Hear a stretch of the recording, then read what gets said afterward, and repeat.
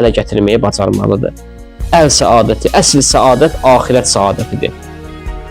Allah Müteal Quran-ı Kərimdə buyurur ki: "Ya eyyuhellezine amenu, aleykum enfusakum, la yadurrukum men dalle iza ihtedeytum." Allah Teala Quran-ı Kərimdə buyurur ki: "Ey möminlər, sizin özünüz özünüzə vacibdir." Buyurur ki, sizin özünüz özünüzə vacibdir. İnsanın özü özünə vacibdir. Özü özünün gərək qədrini bilə.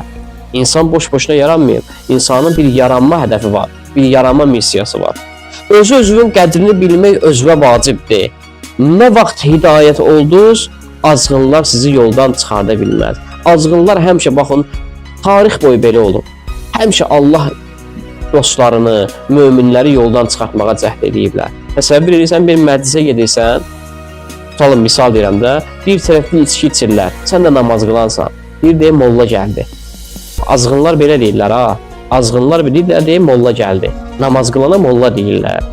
Amma öz işlərindən xəbərləri yoxdur. Bilmirlər hansı günaha mürtəkib olurlar. Bilmirlər ki, Allahın qadağan etdiyi, haram etdiyi o şəraba, o içkiyə mürtəkib olurlar. Amma möminlərə neynirlər? Şər yaxınlar, möminlərə lağ eləyirlər. Deyirlər, molla gəldi. Tamam. Bax, bu nədir? Əziz dostlar, bu həmən o azğınların möminləri lağ eləməsidir. Həmən o azğınların möminlərə söz atmağıdır.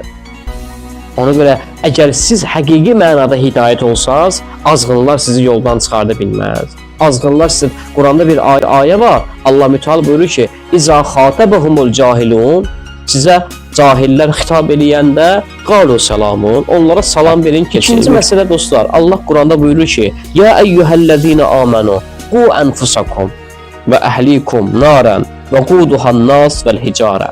Buyurur ki, ey iman gətirənlər, özünüzü də, yaxınlarınızı da Allahın əzabından qoruyun. Yəni cəhənnəm ateşindən qoruyun. Təhrim surəsi 6-cı ayə.